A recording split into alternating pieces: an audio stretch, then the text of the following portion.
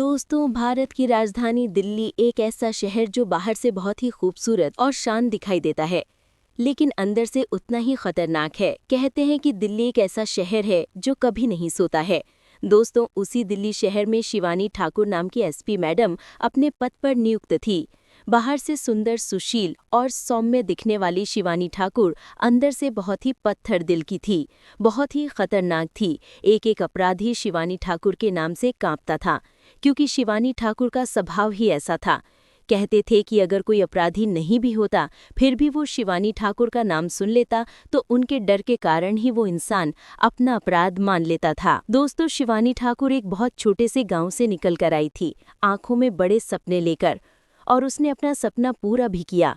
दोस्तों, शिवानी ठाकुर वो महिला थी जो हमेशा न्याय के लिए लड़ती थी। शिवानी ठाकुर ने कभी किसी के साथ अन्याय नहीं किया। वो हमेशा सबकी मदद करती थी, कमजोर लोगों का साथ देती थी। लेकिन पता नहीं था कि एक रात शिवानी ठाकुर की जिंदगी में ऐसी आएगी कि वो शिवानी ठाकुर की जिंदगी उजाड़ देगी। दोस्तों, एक दिन की बात है, एसपी मैडम अपने कैबिन में बैठकर चाय पी रही थी। चाय पीते पीते अखबार के हेडलाइन पढ़ रही थी। तभी वहां पर एक रामू नाम का दरोगा आया और उसने एसपी मैडम को एक ऐसी खबर दी जिसे सुनने के बाद एसपी मैडम के भी पैरों तले जमीन खिसक गई। दरअसल रामू महिला तिहाड़ जेल का एक भोजन बनाने वाला दरोगा था। उसने एसपी मैडम से आकर कहा कि मैडम, हमारे जेल में कुछ भी ठीक नहीं है। तब एसपी मैडम ने कहा कि रामू, तुम क्या कहना चाहते हो, जरा खुलकर बोलो, क्या सही नहीं है। तब रामू बोला कि मैडम, हमारी जो महिला तिहाड़ जेल है उसमें महिलाएं सुरक्षित नहीं हैं, उनका शोषण हो रहा है, उनका फायदा उठाया जा रहा है। तब एसपी मैडम ने कहा कि रामू, ये तुम क्या बोल रहे हो, होश में तो हो, तुम्हें पता तो है तुम क्या बोल रहे हो। तब रामू बोला कि मैडम, मुझे पता है मैं क्या बोल रहा हूँ, ये बात एकदम सच है। तब एसपी मैडम ने कहा कि बताओ रामू, कौन है जो महिलाओं का शोषण कर रहा है, महिलाओं के साथ दुर्व्यवहार कर रहा है। तब रामू ने कहा कि मैडम, वही पुलिस वाले जो दिन में तो नौकरी करते हैं, पूरी जेल का ध्यान रखते हैं, लेकिन रात में उन्हीं कैदियों के साथ गलत व्यवहार करते हैं। तब एसएसपी मैडम ने कहा कि रामू, तुम्हें पता है तुम कितना बड़ा आरोप लगा रहे हो, तुम्हारे पास कुछ सबूत है। तब रामू बोला कि नहीं मैडम, मैंने ये सब अपनी आंखों से देखा है, आप मेरी बात पर यकीन कीजिए। अगर मैं उन पुलिस वालों से कुछ कहता तो शायद वो पुलिस वाले मेरे साथ भी वही व्यवहार करते जो उन कैदियों के साथ हो रहा है। इसलिए मेरे अंदर हिम्मत नहीं थी उन पुलिस वालों के खिलाफ आवाज उठाने की। इसलिए मैडम, मैंने ये सब बात आपको आकर बताई। अब मैडम भी गुस्से से आग बबूला हो गई, क्योंकि एसपी मैडम को बिल्कुल भी पसंद नहीं था कि किसी भी महिला के साथ अन्याय हो। और मैंने आपको बताया है कि शिवानी ठाकुर वो औरत थी जो न्याय से लड़ने के लिए हमेशा तैयार रहती थी। अब शिवानी ठाकुर ने यानी कि एसआईपी मैडम ने रामू से कहा कि रामू, तुम्हारा बहुत बहुत धन्यवाद जो तुमने मुझे ये खबर लाकर दी। लेकिन रामू, एक बात बताओ कि जब मैं पिछले सप्ताह उस जेल में आई थी तब किसी भी महिला ने मुझे ये बात क्यों नहीं बताई। तब रामू ने कहा कि मैडम, वहां पर जितने भी पुलिस वाले हैं वो सभी कैदियों को धरा धमका कर रखते हैं। कहते हैं कि अगर तुमने हमारे खिलाफ मुंह खोला तो तुम्हारी खैर नहीं, हम तुम्हारे साथ इतना बुरा करेंगे कि तुमने सोचा भी नहीं होगा। इस तरह की बातें कहकर पुलिस वाले महिलाओं को डराते हैं। तब एसपी मैडम बोली कि रामू, तुम्हारा बहुत बहुत धन्यवाद जो तुमने हिम्मत दिखाई। मैं तुम्हें सरकार से कुछ न कुछ अवार्ड जरूर दिलवाऊंगी, लेकिन सबसे पहले मुझे ये बताओ कि इन सब तरह का व्यवहार कब होता है। तब रामू ने बताया कि मैडम, जब सारे पुलिस वाले दिन भर अपनी ड्यूटी करके थक जाते थे तब वो रात को उस महिला कैबिन के पास जाते थे जहां पर सभी महिलाएं अपनी सजा काट रही होती हैं। तब एसपी मैडम ने कहा कि कोई बात नहीं रामू, तुम जाओ और मुझे हर एक खबर देते रहना। मैं आज शाम को ही उस जेल का निरीक्षण करने आ रही हूँ। अब शिवानी ठाकुर के दिमाग में यही बात चल रही थी कि आखिर महिलाओं के साथ ही ऐसा क्यों होता है, क्यों हर बार महिलाओं को ही झुकना पड़ता है। दोस्तों, कहते हैं कि महिला का जीवन बहुत कठिन होता है। अगर कोई महिला गलत होती है तो पूरा समाज उसके खिलाफ खड़ा हो जाता है, कोई साथ नहीं देता है। लेकिन वो भी एक महिला है, उसे भी किसी के सहारे की जरूरत होती है, और एक महिला ही दूसरी महिला को समझ पाती है। एसपी मैडम भी उन महिलाओं का दर्द समझती थी, इसीलिए आए दिन सबसे जाकर जेल में मिलती थी। अब दोस्तों, उसी दिन शाम को एसपी मैडम जेल का निरीक्षण करने पहुंची। जब एसपी मैडम ने सब कुछ देखा तो एसपी मैडम को बाहर से तो सब कुछ अच्छा लग रहा था, लेकिन आधी रात में उस जेल के अंदर क्या हो रहा था वो सिर्फ वहां की कैदी महिलाएं ही जानती थी। अब एसपी मैडम ने सब लोगों से पूछताछ की, सारी कैदियों से बात की, लेकिन किसी भी कैदी की हिम्मत नहीं हो रही थी कि वो एसआईपी मैडम को एक इशारा ही कर दे या कुछ बताने की कोशिश करे। तब एसआईपी मैडम समझ गई थी कि ये सब अपना मुंह ऐसे नहीं खोलेंगी। दोस्तों, दूसरे दिन एसआईपी मैडम वापस अपने कैबिन में बैठकर यही सोचने लगी कि आखिर मैं इन सब का भांडा कैसे फोड़ूं, कैसे उन पुलिस वालों को बाहर लेकर आऊं जो महिलाओं का शोषण कर रहे हैं, उनके साथ गलत व्यवहार कर रहे हैं, उनका फायदा उठा रहे हैं। तब एसएसपी मैडम ने सोचा कि अगर मुझे पर्दाफाश करना है तो मुझे ही आज रात जेल में कैदी बनकर जाना पड़ेगा। अब दोस्तों, वो रात आ ही गई थी जिस रात ने एसपी मैडम की जिंदगी उजाड़ दी थी। लेकिन किस तरह एसपी मैडम इन सब से लड़ी और जीती, ये भी मैं आपको वीडियो में आगे बताऊंगा। दोस्तों, 15 मार्च गुरुवार का दिन था। रात के 2 बज रहे थे। कुछ पुलिसकर्मी ड्यूटी पर सो रहे थे, कुछ पुलिसकर्मी रखवाली कर रहे थे और कुछ पुलिसकर्मी महिलाओं के साथ मौज मस्ती कर रहे थे और उनका फायदा उठा रहे थे। अब एसपी मैडम भी कैदी के कपड़े पहनकर तिहाड़ महिला जेल में घुस गई, लेकिन उसे ये नहीं पता था कि वो जिंदा बाहर आएगी भी या नहीं भी आएगी, क्योंकि कहते हैं कि जेल एक ऐसी जगह है जहां पर खून भी माफ होता है। अगर कोई कैदी किसी कैदी की हत्या कर दे तो वो भी माफ होता है। अगर कोई पुलिस वाला किसी कैदी को मारे तो भी वो माफ होता है। अब दोस्तों, रात के 3 बजे कैदी के कपड़े पहनकर शिवानी ठाकुर सबसे पहले जेल के अंदर पहुंची और उसी इलाके में गई जहां पर महिलाएं अपने कैबिन में बंद थीं। उस कैबिन के बाहर कुछ पुलिस वाले बैठे हुए थे, जो कुछ लोग महिलाओं से डांस करवा रहे थे, कुछ लोग महिलाओं से पैर दबा रहे थे, कुछ पुलिस वाले महिलाओं के साथ गलत व्यवहार कर रहे थे। जब एसएसपी मैडम ने ये सब कुछ देखा तो उनके पैरों तले जमीन खिसक गई। अब एसएसपी मैडम को ये तो पता था कि वो अगर जेल में जा रही है तो उसे कुछ ना कुछ तो सबूत चाहिए ही होंगे न्याय दिलाने के लिए, नहीं तो एसएसपी मैडम खुद ही फंस सकती थी। तब एसएसपी मैडम जब उस जेल में उस रात आई तो एसपी मैडम एक गुप्त कैमरा और एक छोटा सा माइक अपने कॉलर में लगा कर गईं। जैसे ही एसपी मैडम वहां पर गईं तो एक पुलिस वाला एसपी मैडम के पास आया और कहने लगा कि तुम कौन हो? मैंने तो तुम्हें आज तक यहाँ पर नहीं देखा, तुम्हारा नाम क्या है? तब एसपी मैडम ने कहा कि साहब, मैं आज ही आई हूँ, सुबह ही मुझे यहाँ पर लाया गया है। तब एक पुलिस वाले ने कहा कि तुमने क्या अपराध किया है? तब एसपी मैडम ने कहा कि साहब, मेरे ऊपर चोरी का आरोप लगा है, लेकिन मैंने कुछ नहीं किया है। तब 2-3 पुलिस वाले वहीं पर मौजूद थे और वो कहने लगे कि सब यही कहते हैं कि मैंने कुछ नहीं किया है, तुम्हारा नाम क्या है? तब एसपी मैडम ने अपना नाम रुक्मणी बताया। अब ये नाम बहुत अजीब था, इसलिए वहां पर जितने भी पुलिस वाले थे वो सभी ये नाम सुनकर जोर जोर से हंसने लगे और मजाक बनाने लगे। कहने लगे कि अरे ये भी कोई नाम होता है, चलो मेरे पैर दबा दो, आज मेरे पैर बहुत दुख रहे हैं। तब एसपी मैडम ने कहा कि साहब, मैं यहाँ पर सिर्फ अपनी सजा काटने आई हूँ और अभी तक ये प्रूफ नहीं हुआ है कि मैंने ही हत्या की है, मैं आपके पैर क्यों दबाऊं?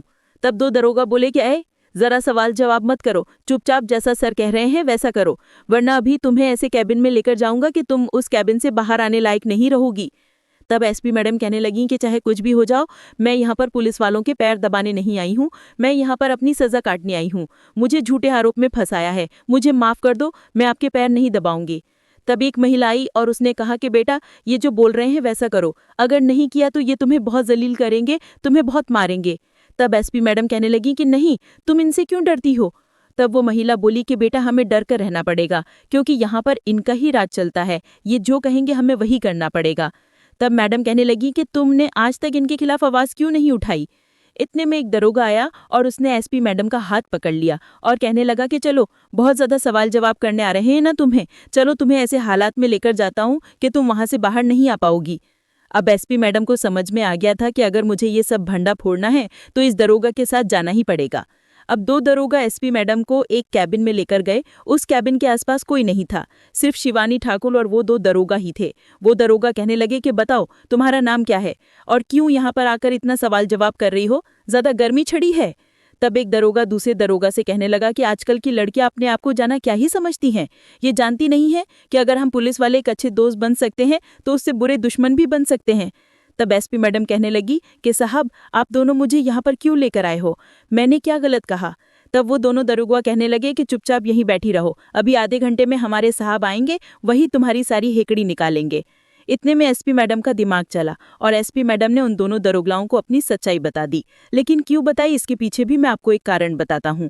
वो डेप्यूटी जो दोनों दरोगा थे, उनकी पोस्टिंग 1 महीने पहले ही हुई थी और वो अपनी नौकरी से भी बहुत प्यार करते थे, लेकिन सिस्टम के चक्कर में उन्हें ऐसा बनना पड़ा और सिस्टम ने ही उन्हें ऐसा बनाया।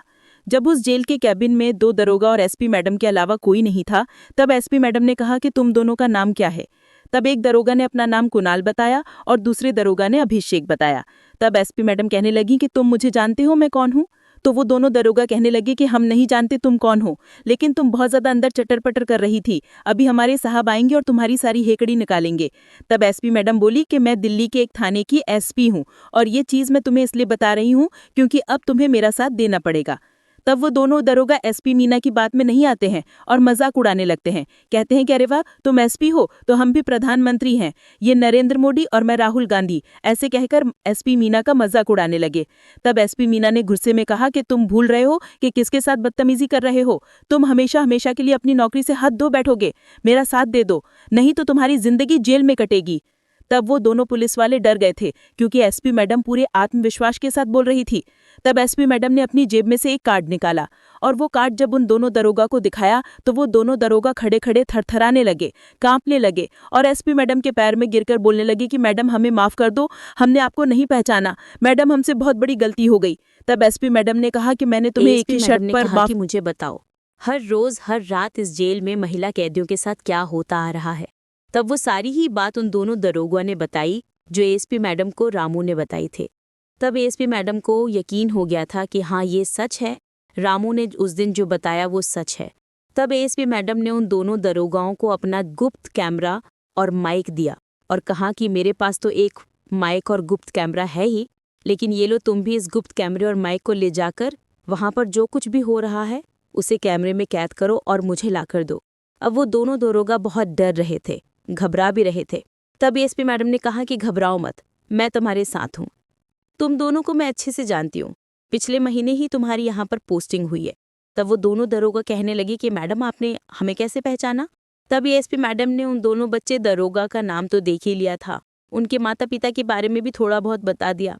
तब वो दोनों दरोगा एएसपी मैडम की बात मान गए। एएसपी मैडम ने थोड़ी सी उन्हें हिम्मत दिखाई।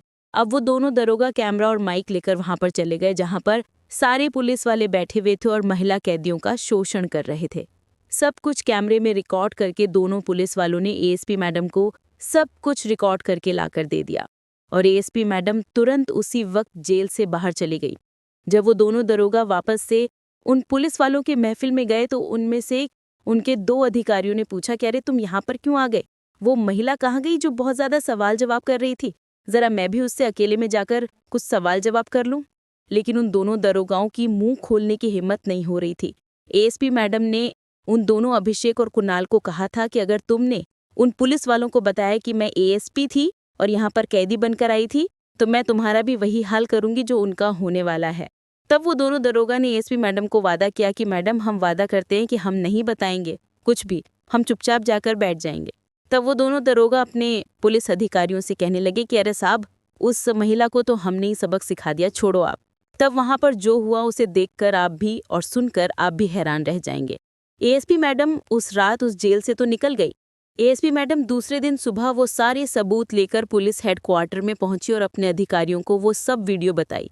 उसके बाद एएसपी मैडम के साथ सारे पुलिस अधिकारी उस जेल में गए और उन सभी पुलिस वालों को हमेशा हमेशा के लिए नौकरी से बाहर निकाल दिया और सस्पेंड कर दिया। तब पूरे पुलिस फोर्स में एएसपी मैडम की बहुत तारीफ हुई। जितनी भी कैदी महिलाएं थी उन्होंने भी एएसपी मैडम के हाथ जोड़े और कहा कि एएसपी मैडम आपका बहुत बहुत धन्यवाद जो हमें इस नर्क से बचाया। हम बहुत परेशान हो गए थे, किसी से कह नहीं पाते थे, कोई हमारी सुनता नहीं था। जब भी आवाज उठाने की कोशिश करते थे हमारी आवाज दबा दी जाती थी, हमें प्रताड़ित किया जाता था। तब जो मुख्य पुलिस अधिकारी थे उन्होंने भी एएसपी मैडम की बहुत तारीफ की। उन सारे पुलिस वालों को सजा भी हुई और हमेशा हमेशा के लिए उनकी नौकरी भी छीन ली गई, क्योंकि जो अपराध उन पुलिस वालों ने किया था वो अपराध कोई साधारण नहीं था दोस्तों। तो इस तरह से एएसपी मैडम ने इस घटना का भांडा फोड़ा। तो आप सबको ये वीडियो कैसी लगी? अगर आप सभी को ये वीडियो पसंद आई हो तो वीडियो को लाइक कर देना और हमारे चैनल को सब्सक्राइब कर देना। मिलते हैं अगली वीडियो, तब तक खुश रहें, सुरक्षित रहें। धन्यवाद। जय हिंद, जय भारत, वंदे मातरम।